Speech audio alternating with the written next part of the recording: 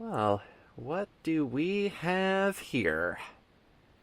Hello everyone, welcome to this bonus video for Neopets Darkest Faerie. Yes, of all the things that could exist, there is a standalone demo disc for Neopets The Darkest Faerie. I assume this disc was available early 2005, as there is a coming this fall screen at the end of the demo. So, let's take a brief look into what this demo contains and what they still needed to do before the game actually shipped. The demo starts showing us all the controls, with what all the buttons do, the attacks, the motes, the works. And other than the manual, it's the only other place that mentions the dash attack. The demo is also not that long, unfortunately. I was screwing around in the demo and checking as much as I could, and I was in and out in just over 20 minutes. So there's not a lot packed onto this disc. You are only allowed to roam around the Brightvale coast, as construction equipment, of all things, is blocking your way out. They've modeled this. The first thing I noticed, though, is the unsettling 3D model busts in the top right-hand corner when you switch between Tor and Roberta. There probably were placeholders, but I'm glad they didn't actually use them.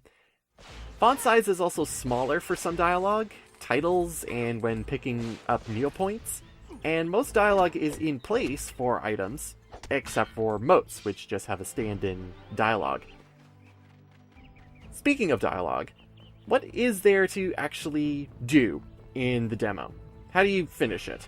Well, the demo actually gives you two quests. One is turning on the lighthouse with Isaac, and the other one is going into the Rathbone family crypts to get Prince Tauren's lineage book. They even put Tauren in the map to make this work, and I believe this dialogue is slightly different. I don't remember there being internal monologues very much with the main characters. But Prince Tauren's quest is one of the longest side quests in the game, so it makes sense that they would want to showcase at least a bit of it. The lighthouse quest is the same, you just have to hit the switch in the bottom of it in order to make the lighthouse work. And the light pretty much works the same as it does in the actual game. But at least in the crypt we're able to see this transition properly compared to the black screen that was in the actual video that I did. And then when you return to Prince Tauren, you get the 4-leaf clover from him, and the demo is done. So yeah, there is not much to this demo. It serves its purpose to give you a taste of the game, but soon demo discs and that special branch of marketing and publicity would be gone forever. But there is another thing hiding within the game that I do want to showcase. It just takes a bit of work. I've made allusions to things not being quite right when working through the Meridell Underground, specifically in the Knight's Crypts, where the map says that the exit is in another location. Turns out, with the right technique, used by speedrunners, you can make your way through the wall, and find out nothing is actually there other than the ability to run to your heart's content and escape the sky box, I guess is what it would be. But what did I just do there in order to get here? I'll link a couple of videos in the video description, and one of them is about speedrunning techniques from rocmox, called ledge flying. Let's use it where we're supposed to in order to get to where we're supposed to go. We're going to head to where Fiora's rod was in the treasure vault, and we're trying to just hang off the edge of the table here with the Cloak of Heroes on. And just as you press the square button to remove the cloak, you hold the analog stick in the opposite direction you're facing, and continually tap the jump button, and there's a chance that Tor and Roberta will hang on to an invisible line that will take them as far as the game allows. In this case, with the angle that we gave ourselves, it gets us out of bounds. Not only is Neopets The Darkest Faerie known for being cartoon Dark Souls, but before that it was also known as the game of 1,000 glitches. Some of them really stupid, which allows for fantastic speedrun strategies, like text jumping, and even a minuscule double jump again with the Cloak of Heroes. So what are we doing down here, off the map entirely?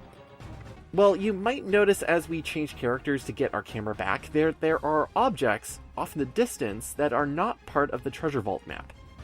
Our goal is to get there, and take a look around, which is harder than it sounds, since there are plenty of places that will make you fall and you will just get a game over.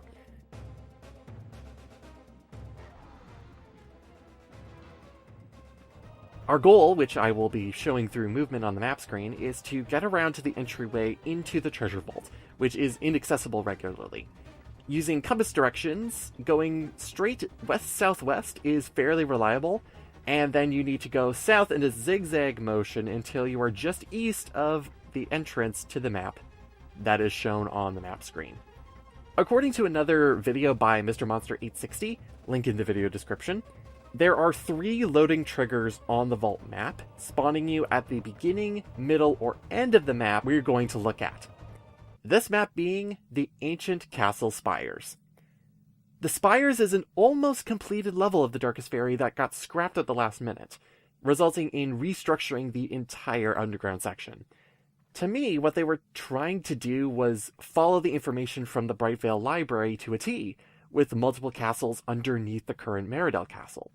You will see in this map that artistic liberties were here when designing the map, but most likely the developers were told that they couldn't use it by the Neopets team, because it was too detached from Neopets lore or from their overall vision. That's only my assumption. Now, I've never been able to get the beginning level trigger to work, and the middle level trigger always gets me stuck, so we'll have to use the end level trigger and use that.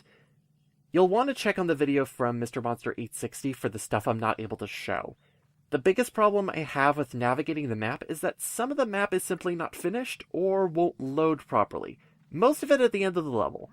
So to give you a little context as to how this map was supposed to work, in order to descend to the treasure vault, Tor and Roberta were using a giant elevator with poor control that you needed to use emergency brakes to stop before it plunged into the fiery pit that was below the elevator. Might as well have been the mantle of the planet at this point. The way I'm going to navigate is by going through the level backwards, through out-of-bounds measures. These out-of-bounds are easier to deal with, because if you fall, you can recorrect and fix yourself, so that is really helpful.